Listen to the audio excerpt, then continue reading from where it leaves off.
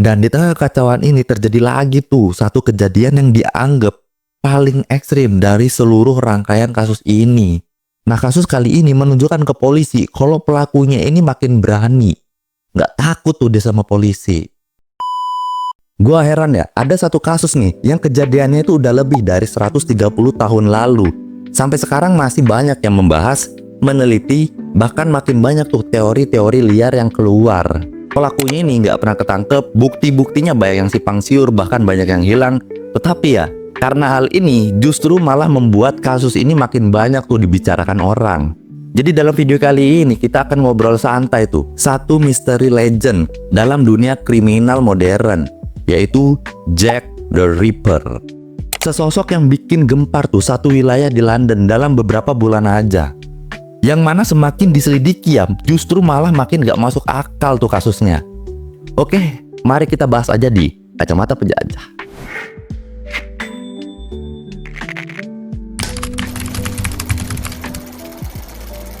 Cerita ini bermula di salah satu distrik di London Timur, Inggris. Kawasan bagian dari East End yang bernama Whitechapel, yaitu balai kota dari Tower Hamlets. Nah, Whitechapel ini ya di tahun 1888 bisa gue bilang sangat kacau tuh. Tingkat kemiskinan yang sangat ekstrim dan juga populasi penduduk yang bener-bener nggak ngotak.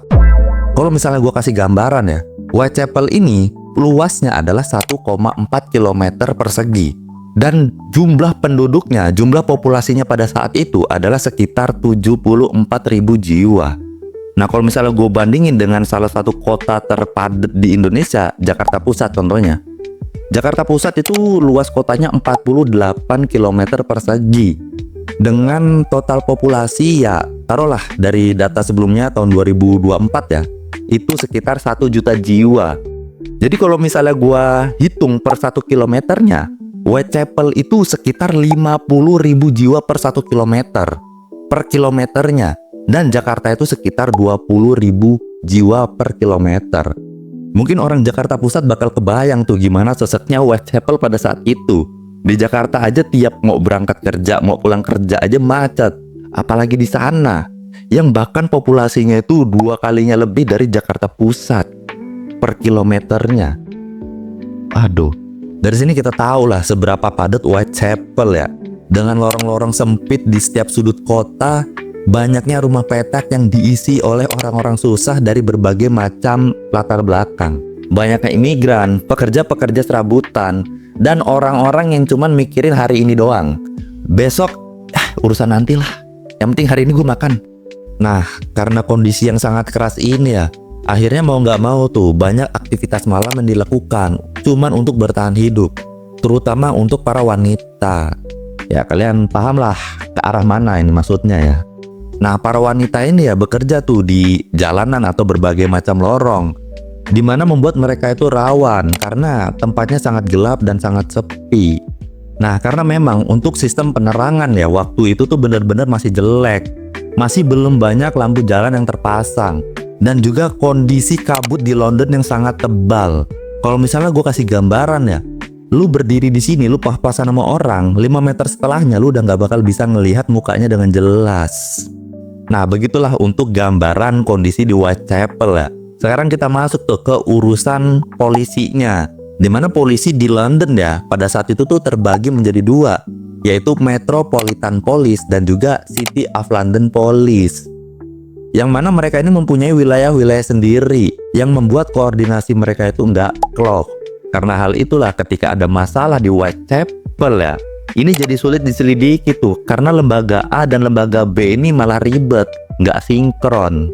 Dan ditambah lagi di tahun 1888 ya, untuk teknologi forensik ini bisa gue bilang bener-bener bocah lah pada saat itu. Nggak ada sidik jari, nggak ada CCTV, nggak ada tes DNA. Jadi polisi waktu itu ya cuma ngandelin saksi mata doang. Ya nggak tahu tuh saksi matanya valid atau enggak, atau cuman asbun doang nih saksi mata, nggak ada yang tahu ya.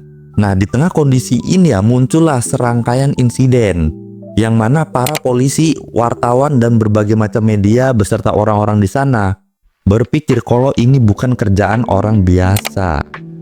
Agak jenius yang ini, beda. Oke, sekarang kita bakal masuk nih ke rangkaian kasus yang membuat kota ini jadi heboh. Semua ini dimulai di akhir bulan Agustus tahun 1888 ketika ada seorang wanita bernama Mary Ann Nicole ditemukan tuh dengan luka yang sangat parah di jalanan gelap di Whitechapel. Awalnya polisi mengira kalau insiden ini cuman kekerasan biasa aja karena memang hal kayak gini udah dianggap biasa tuh di sana. Karena jujur aja ya, daerah Whitechapel ini keras coy. Tetapi beberapa hari kemudian ya, terjadi satu kasus lagi tuh yang menimpa seorang wanita bernama Annie Chapman. Nah, di titik ini polisi udah mulai curiga tuh kalau ini bukan kejadian sembarang acak doang gitu, tetapi memang ada orang yang sama yang melakukannya. Karena lukanya mirip, lokasinya mirip, tempat yang gelap, dan jamnya juga hampir sama. Dan kemudian pelakunya ini kayak memiliki pola tertentu. Lalu kasus ini meledak tuh ketika ada sebuah kejadian yang bernama The Double Event, di mana dalam satu malam ya ada dua perempuan, Elizabeth Stride dan Catherine Eddowes, mengalami penghilangan nyawa dalam kurun waktu yang sangat berdekatan.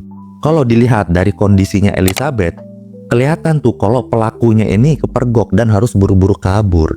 Sedangkan Catherine ya, ini memiliki pola yang sangat ekstrim tuh, memperlihatkan kalau pelaku ini memiliki kecepatan dan ketenangan yang sangat luar biasa. Dari sini polisi makin panik. Waduh, bukan orang sembarangan ini coy. Polisi panik ya, warganya ikutan panik. Ditambah media Inggris waktu itu sibuk mengangkat cerita-cerita liar yang membuat warga ini pada saat itu ya makin nggak berani tuh buat keluar malam. Dan polisi selalu dituntut untuk cepat menyelesaikan kasus ini. Yang bikin makin susah ya, setiap ada kasus kayak gini, ini bener-bener kayak ngilang gitu aja tuh pelakunya. Nggak ada jejak sama sekali, kemudian saksi mata nggak jelas, ditambah nggak ada barang bukti yang tertinggal. Setelah kejadian double event ya, warga London makin panik tuh. Media-media sana jadi makin liar dan rumor-rumor makin banyak. Dan polisi pada saat itu ya dianggap gak becus untuk menghandle situasi. Dan di tengah kekacauan ini terjadi lagi tuh satu kejadian yang dianggap paling ekstrim dari seluruh rangkaian kasus ini, yaitu yang menimpa seorang wanita bernama Mary Jane Kelly yang ditemukan di kamar kecil di Miller's Court. Nah, kasus kali ini ya benar-benar berbeda tuh, dimana pelakunya ini biasanya melakukannya di tempat terbuka yang gelap dan cepat kabur. Tetapi di kasus kali ini pelakunya ini melakukan di tempat tertutup, dan dilihat dari pola luka dari si Mary Jane Kelly ini ya, sangat terlihat kalau pelakunya ini memiliki waktu yang sangat lama di lokasi. Nah, kasus kali ini menunjukkan ke polisi kalau pelakunya ini makin berani, nggak takut tuh dia sama polisi. Dan ya warga Whitechapel makin panik, dimana mereka ini udah mencapai di titik nggak percaya lagi sama tetangga tuh. Trust issue coy.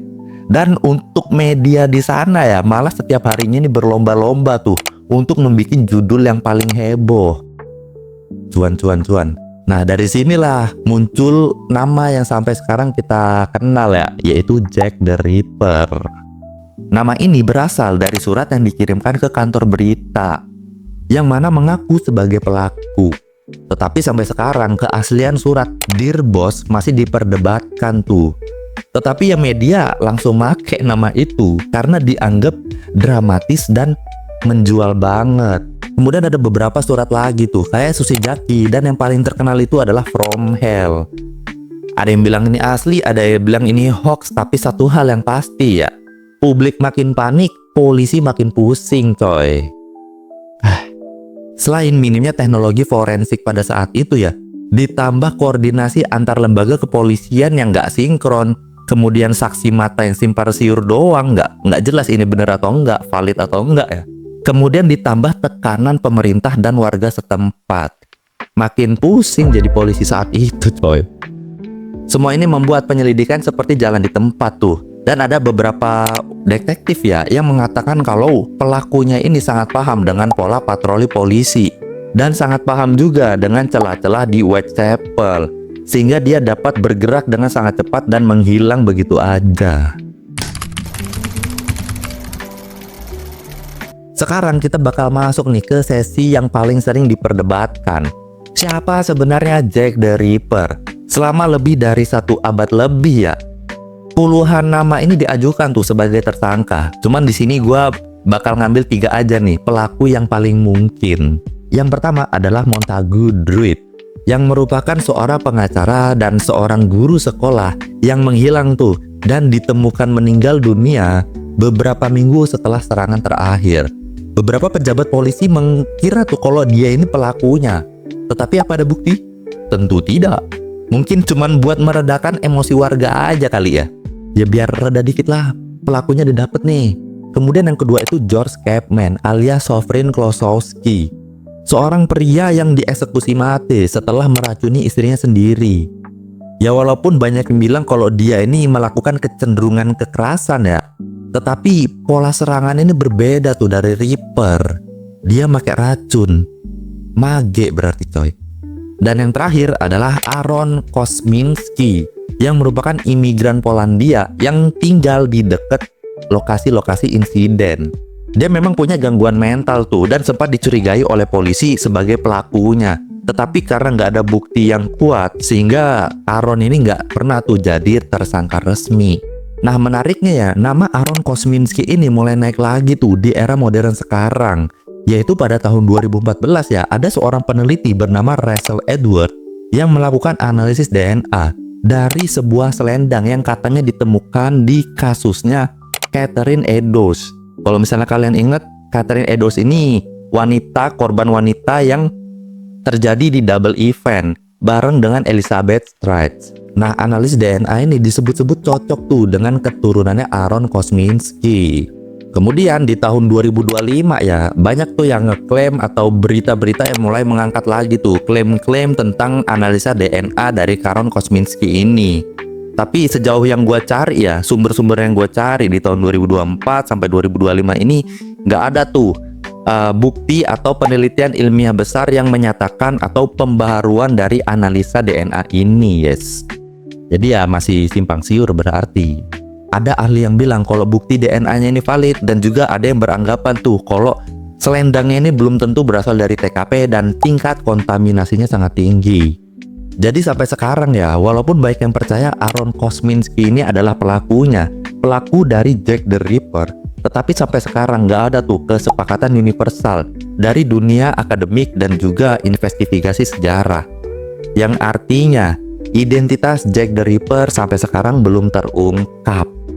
Jadi bagaimana menurut kalian, apakah pelakunya Aaron Kosminski atau oknum? Oke, sekian dari gua Galih, gua pamit. Bye.